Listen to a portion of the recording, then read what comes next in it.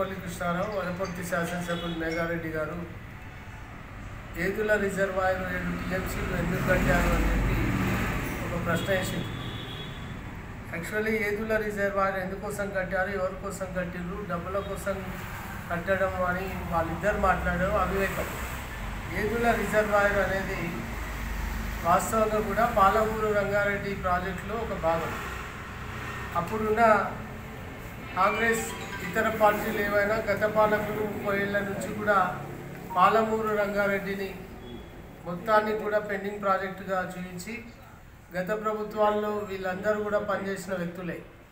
అప్పట్లో ఉన్న కాంగ్రెస్ నాయకుడు జూపల్లి కృష్ణారావు కూడా అప్పుడు మంత్రిగా ఉన్నా కూడా ఏనాడు కూడా పాలమూరు రంగారెడ్డి గురించి, ఈ ప్రాంత ప్రయోజనాల గురించి, వ్యవసాయదారులకు నీళ్ళు ఇవ్వాలని కానీ ఈ ప్రాంతానికి తాగునీరు ఇవ్వాలని చెప్పి ఏనాడు కూడా ఆలోచించిన వ్యక్తులు రాజకీయం కోసం పబ్బం గడుపుకోవడానికి ఎప్పటికప్పుడు మాటలు మారుస్తూ నిజాల్ని అబద్ధాలను చేస్తూ మాట్లాడుతున్న కృష్ణారావు గారికి ఇది తగదని జిల్లా పార్టీ అధ్యక్షునిగా నేను విజ్ఞప్తి చేస్తున్నా. పాలమూరు రంగారెడ్డి ఎత్తిపోతల పథకానికి 12,50,000 ఎకరాలకు నీళ్ళు ఇవ్వడానికి అట్లే సంకల్పించినటువంటి ఈ ప్రాజెక్టు మరి తాగునీటితో పాటు తాగునీరు కూడా ఇవ్వాలని చెప్పి రంగారెడ్డి చేవెళ్ళ లాంటి ప్రాంతాలకు తాగునీరు కూడా ఏర్పాటు చేయాలని చెప్పడం జరిగింది. మరి ప్రాజెక్టు మొదలైన నాడు నార్లాపూర్ వద్ద ఆయకట్టు, మన ఏదుల, వట్టెం, కరువేనా, ఉదండాపూర్ ప్రాజెక్టులు దశల వారీగా ముందుకు సాగుతున్నాయి. మరి ఇందులో భాగంగా ఏదుల రిజర్వాయర్ వల్ల వనపర్తి ప్రాంతానికి ఏం లాభం అని చెప్పి మన శాసనసభ్యుడు మాట్లాడడం జరిగింది. వనపర్తికి నీళ్ళు తీసుకున్నందుకు ఆ డిజైన్లనే ఒక ఓటీ అప్టెక్ స్ట్రక్చర్ని, అంటే ఒక టూమ్ని డిజైన్ చేయడం జరిగింది. వనపర్తి D8 ద్వారా మరి అక్కడికి ఉన్నటువంటి నీళ్లను ఆ పాలమూరు రంగారెడ్డి ద్వారా వచ్చే ఏదుల రిజర్వాయర్ డిజైన్లనే వనపర్తి ప్రాంతానికి D8 కాలువకు కలుపుతూ ఒక తూమ్ను కూడా ఆ డిజైన్లో ఏర్పాటు చేయించున్నారు గౌరవ మంత్రి నిరంజన్ రెడ్డి గారు. మరి ఈ ప్రాంత ప్రయోజనాలు లేవని చెప్పి ఎన్నడూ కూడా మరి అవగాహన లేకుండా నీకు దాని మీద సంపూర్ణమైనటువంటి ఏమైనా ఆధారాలు ఉంటే మాట్లాడాలి తప్ప మరి ఏమనంటే పరిజ్ఞానం లేకుండా మాట్లాడుతున్నావు. ప్రాజెక్ట్ అనేది ఒక చీఫ్ ఇంజనీర్ల ద్వారా ఒక డిజైన్ తయారు చేస్తారు. ఆ డిజైన్ ద్వారా నీళ్ళు ఎక్కడికి తరలిస్తున్నారు, మరి నీళ్ళు ఎక్కడి నుంచి ఎక్కడికి వెళ్తాయి, మరి దాని ద్వారా వనపర్తికి కూడా, వనపర్తి ప్రాంతానికి కూడా కొన్ని వేల ఎకరాలకు నీళ్ళు తీసుకోవడానికి మంత్రి గారు దాంట్లో ఒక DPని కూడా తయారు చేసి అందులో ఒక తూమ్ను కూడా డిజైన్ చేయడం జరిగింది. మరి ఈ విషయాలన్నీ కూడా వాళ్ళకి తెలియవు. ఇవాళ మరి తెలియని విషయాల్లో అవగాహన రైతంతో కేవలం మంత్రి గారి మీద బురద చల్లడానికి, బీఆర్ఎస్ పార్టీని అపాస్పాలు చేయడానికి ఒక అబద్ధ ప్రచారం చేస్తున్నారు. కానీ ఎక్కడ కూడా మీకు నిజమైన ఆధారాలు కానీ సంపూర్ణమైన అవగాహన లేదని సందర్భంగా తెలియజేస్తున్నారు. ఇక్కడ ఉన్నటువంటి శాసనసభ్యుడు మరి ఆయన ఏం 7 TMCల నీళ్ళు అంటే ఏంది, అలా వనపర్తి నెత్తిన కుండ పెట్టుకున్నాడు. 7 TMCలు దాంట్లో నీళ్లు నిల్వ ఉంటే ఈ ప్రాంతం వనపర్తి జిల్లా ప్రాంతం మొత్తం కూడా భూగర్భ జలాలు మొత్తం ఇంక్రీజ్ అయిన సంగతి ఆ జ్ఞానికి తెలుసో తెలియదో నాకు తెలియదు. కానీ మరి ఈ ప్రాంతంలో గతంలో నుంచి కూడా ఎన్నడూ ఎక్కడ చూసినా ఆంధ్ర ప్రాంతంతో ఆయకట్లే, మరి ఆంధ్ర ప్రాంతంలో ప్రాజెక్టులే అని చెప్పి తెలంగాణలో ఆ రోజు అధ్యయన వేదిక, పాలమూరు అధ్యయన వేదిక ద్వారా ఆ రోజు చాలామంది మేధావులు, నిపుణులందరూ కూడా పాలమూరు రంగారెడ్డి గురించి ఒక అధ్యయన వేదిక వేసుకొని దాని మీద గతంలో ఉన్నటువంటి చంద్రబాబు నాయుడు కానివ్వండి, రాజశేఖర రెడ్డి కానివ్వండి, ఎన్టీ రామారావు ఉన్నప్పటి నుంచి కూడా ఈ ప్రాంత ప్రయోజనాల కోసం మన ఎందరో ఇంటలెక్చువల్స్, ఎందరో మేధావులందరూ కూడా పాలమూరు రంగారెడ్డి పైన పోరాటాలు చేసిండ్రు. మరి ఆ పోరాటాలు ఎన్నడూ కూడా సాధ్యం కాలేదు. ఒక తెలంగాణ రాష్ట్రం ఏర్పాటైన తర్వాత గౌరవ మాజీ ముఖ్యమంత్రి కేసీఆర్ ద్వారానే ఆ సంకల్పం నెరవేరిందనేది ప్రజలందరికీ కూడా తెలిసిన విషయం.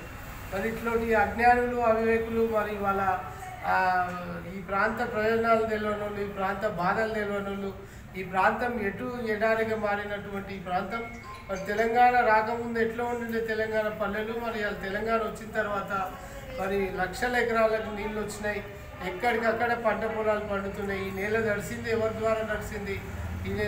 ఇదంతా మర్చిపోయి ఇందిరమ్మ పాలన, ఇంకేదో పాలన అని చెప్పి అజ్ఞానులు ఆ రోజున్నటువంటి తాత ముత్తాతలు ఎప్పుడో మా తాతలు మూతులకు నేతులు రాసుకున్నారని చెప్పి మాట్లాడిన పరిస్థితి మరి ఇవాళ అదే రిపీట్ చేస్తుంది. ఇంకా ఇందిరమ్మ పాలన గురించి మాట్లాడుతున్నారు. మరి ఇందిరమ్మ పాలనలో తెలంగాణలో నక్సలైట్లు ఉన్నారు, మరి తెలంగాణలో ఆకలి చావులు ఉన్నాయి, అమలు కేంద్రాలు ఉన్నాయి, వలసలు ఉన్నాయి, బిడ్డలు నమ్ముకున్న రోజులు ఉన్నాయి. మరి వీటన్నిటిని తిరగరాసిన చరిత్ర ప్రజలకు తెలియదని ఈ సందర్భంగా మరొకసారి ఈ కాంగ్రెస్ నాయకులు వలస నాయకులే ఒకనాడు బీఆర్ఎస్లో మొన్నటిదాకా ఉన్నటువంటి గౌరవ మంత్రివర్యులు జూపల్లి కృష్ణారావుకి మొన్నటిదాకా మాతో ఎంపీపీగా పనిచేసినటువంటి మా మేఘారెడ్డి గారు కూడా చెప్తున్నాం. ఎందుకంటే మీరు పార్టీ మారినంత మాత్రాన ప్రజలు ప్రాంతం మారదండి. పాలమూరు రంగారెడ్డి డిజైన్ కూడా మారదు. మీరు మాటలు మార్చినంత పార్టీలు మార్చినట్లుగా ఈ ప్రాంత ప్రయోజనాలు మారవు. ఇక్కడ ఉన్న స్థితిగతులు అందరూ కూడా అన్ని రకాల మనుషులందరూ కూడా తెలుసు. సామాన్య కూలీగా నుంచి ప్రొఫెసర్ల దాకా తెలుసు. ఈ పాలమూరులో మంచి మేధావులు ఉన్నారు, అందులో వనపర్తిలో కూడా మేధావులు ఉన్నారు. మరి ఇవాళ మీ అందరినీ గెలిపించడానికి కారణాలు ఏంటో మేము అన్వేషించాం. కానీ మీరు తప్పుడు మాటలు మాట్లాడకండి, నిజాలు మాట్లాడండి. అవతల వ్యక్తుల మీద అక్కస్తోనో లేకపోతే దేశ ఈర్షంతో మాట్లాడేటి మాటలు కావు. ప్రజాస్వామ్యంలో నిజాలు మాట్లాడాలి, నిజమైన పనులకే మీరు అంకితం కావాలని చెప్తూ ఈ సందర్భంగా హితబోధ చేస్తూ గౌరవ మంత్రి నిరంజన్ రెడ్డి గారు గతంలో కూడా 70 ఎకరాలకు నీళ్ళు ఇస్తేనే నేను నామినేషన్ అని చెప్పి ఆ రోజు 1,00,000 ఎకరాలకు దాదాపు 1,00,000 ఎకరాలకు నీళ్ళు తెచ్చిన తర్వాతనే నామినేషన్ వేసి ఎమ్మెల్యేగా 50,000 మెజార్టీతో గెలవడం జరిగింది. మరి ఒక సంకల్పాన్ని ఒక ఉప్పు సంకల్పంతో ఆయన ఈ ప్రాంతానికి నీళ్లు తీసుకొచ్చి నీళ్ళ నిరంజన్ రెడ్డిగా పేరు పొందారు. అందరికీ నమస్కారం. 14 సంవత్సరాల తెలంగాణ పోరాటం, నీళ్లు నిధులు నియామకాల కోసం కేసీఆర్ అధ్యక్షన 14 సంవత్సరాలు పోరాటం చేసి సాధించుకున్న తెలంగాణలో భాగంగా 2014 సంవత్సరంలో ఏర్పాటైనటువంటి కేసీఆర్ ప్రభుత్వం అత్యంత ప్రతిష్టాత్మకంగా తెలంగాణను సస్యశ్యామలం చేసే విధంగా ప్రాజెక్టుల రూపకల్పనకు నాంది పలకడం జరిగింది. అందులో ముఖ్యంగా 2 ప్రాజెక్టులు, కాళేశ్వరం తర్వాత పాలమూరు రంగారెడ్డి. కాళేశ్వరాన్ని ఇప్పటికే పూర్తి చేసి దాదాపు ఉమ్మడి పాత జిల్లాలు 5, ఇప్పుడు 13-14 జిల్లాలకు సస్యశ్యామలం చేసినటువంటి ఘనత కాళేశ్వరాన్ని. ఇటు దక్షిణ తెలంగాణను చూసుకున్నట్టయితే పాలమూరు రంగారెడ్డి ప్రాజెక్టును రూపకల్పన చేసి దక్షిణ తెలంగాణ కూడా సస్యశ్యామలం చేయాలనే ఒక దృఢ సంకల్పంతో కృత నిశ్చయంతో అత్యంత వేగంగా పనులను చేపట్టి భూసేకరణ చేసి పాలమూరు రంగారెడ్డి పనులను పురోగతి సాగించిన ఘనత కేసీఆర్ గారిది, రాష్ట్ర వ్యవసాయ శాఖ మంత్రి నిరంజన్ రెడ్డి గారు. అయితే ఇటీవల ఏర్పడినటువంటి కాంగ్రెస్ ప్రభుత్వము లోని ప్రజాప్రతినిధులు అవగాహన లేకుండా పాలమూరు రంగారెడ్డి ఎందుకు అని మినిమము అవగాహన లేకుండా మాట్లాడుతూ ఉన్నారు. ఇది స్థానిక ప్రజాప్రతినిధుల మాటన, రాష్ట్ర కాంగ్రెస్ ప్రభుత్వం మాటన తేల్చి చెప్పాల్సిన అవసరం ఉన్నది. పాలమూరు రంగారెడ్డి వనపర్తి నియోజకవర్గానికి, ఉమ్మడి మహబూబ్ నగర్ జిల్లాకు ఒక నీటి బండారం. మన నెత్తి మీద ఒక నీటి బండారం ఉన్నట్టు. దీని ద్వారా 12,50,000 ఎకరాలకు ఉమ్మడి మహబూబ్ నగర్ జిల్లాలో సాగునీళ్ళు అందించడమే కాకుండా తాగునీరు కోసం వనపర్తి నియోజకవర్గానికి కూడా వ్యవసాయానికి వాడుకోవడానికి ఒక తూము నిర్మాణించడం జరిగింది. ఆ డిజైన్లో ఉన్నది. అదేవిధంగా హైదరాబాద్, రంగారెడ్డి, నల్గొండ జిల్లాల వరకు తాగునీరుకు కూడా ఈ ప్రాజెక్టులో నీళ్లను వాడుకోవడానికి రూపకల్పన చేయడం జరిగింది.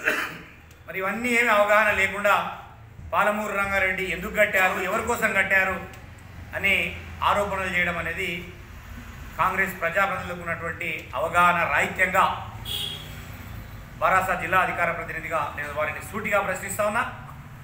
మీరు అవగాహన చేసుకోవాలా, ప్రాజెక్టు మీద తెలియకుంటే అడిగి తెలుసుకోవాలా.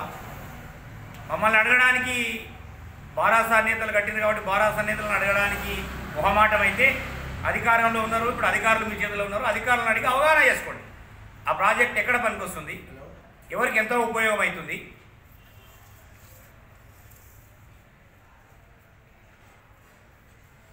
ప్రపంచ చరిత్రలోనే ఒక ప్రాజెక్ట్ కడితే అత్యంత వేగంగా భూసేకరణ చేసినటువంటి ప్రాజెక్ట్ ఏదైతే ఉందంటే రాష్ట్ర వ్యవసాయ శాఖ మంత్రి నిరంజన్ రెడ్డి గారి ఆధ్వర్యంలో ఏదుల రిజర్వాయర్కు సంబంధించినటువంటి భూసేకరణ మొత్తం ప్రపంచంలో కట్టిన ప్రాజెక్టులో అత్యంత వేగంగా భూసేకరణ చేసిన ప్రాజెక్టుగా రికార్డులకు ఎక్కింది. అత్యంత వేగంగా నార్లాపూర్ రిజర్వాయర్ను నిర్మించడం జరిగింది. ఇదంతా ఎందుకు చెప్తున్నంటే కేసీఆర్ ప్రభుత్వానికి, తెలంగాణ రాష్ట్ర ప్రభుత్వానికి కృత నిశ్చయం ఉన్నది. మొత్తం తెలంగాణను సస్యశ్యామలం చేయాలి అన్ని ప్రాంతాలను. కాబట్టి ఏ ప్రభుత్వం చేసినా ప్రజలకు, వ్యవసాయదారులకు, రైతాంగానికి మేలు చేసే ప్రాజెక్టులు ఏదొచ్చినాక హర్షించదగ్గాల. అట్లంటే ఆ రోజు తెలుగుదేశం కాలంలో ప్రారంభమైనటువంటి కల్వకుర్తి ప్రాజెక్టు కాంగ్రెస్ పార్టీ మధ్యలో వచ్చి దాని పనులు చేపట్టకపోతే, పురోగతిని చెందించకపోతే, టీఆర్ఎస్ ప్రభుత్వం వచ్చినాక కేసీఆర్ అధ్యక్షన హరీష్ రావు నీటిపారుదల శాఖ మంత్రిగా నిరంజన్ రెడ్డి గారి పర్యవేక్షణలో కల్వకుర్తి ఎత్తిపోతల పథకాలను పూర్తి చేసినటువంటి ఘనత కూడా బారాసా ప్రభుత్వానికే దక్కిందనే మాట కూడా ఈ సందర్భంగా నేను తెలియజేస్తూ, రైతాంగం పట్ల, తెలంగాణ పట్ల చిత్తశుద్ధి ఉందన్న పార్టీ ఏదైనా ఉందంటే అది బారాసా కేసీఆర్ గారి పార్టీ మాత్రమే. అది చిత్తశుద్ధిగా కృషి చేసినటువంటి నాయకులు నిరంజన్ రెడ్డి గారని ఈ సందర్భంగా తెలియజేస్తూ, ఇలాంటి అవగాహన రహితమైనటువంటి ఆరోపణలు చేసి ప్రజల్లో కన్ఫ్యూజ్ క్రియేట్ చేయకండి. దయచేసి అవగాహనతో ఈ ప్రాంత ప్రజల అభివృద్ధి కోసం అందరూ కృషి చేయాల్సిన అవసరం ఉంది. ఆ రకంగా మీరు కూడా ఏది టైంపాస్ మాటలు కాకుండా గత ప్రభుత్వంలో జరిగినటువంటి అభివృద్ధిని, పరంపరను కొనసాగించే విధంగా కృషి చేయాలి తప్ప అడ్డుపుల్ల వేయకుండా అందరూ కూడా సహకరించాలని విజ్ఞప్తి.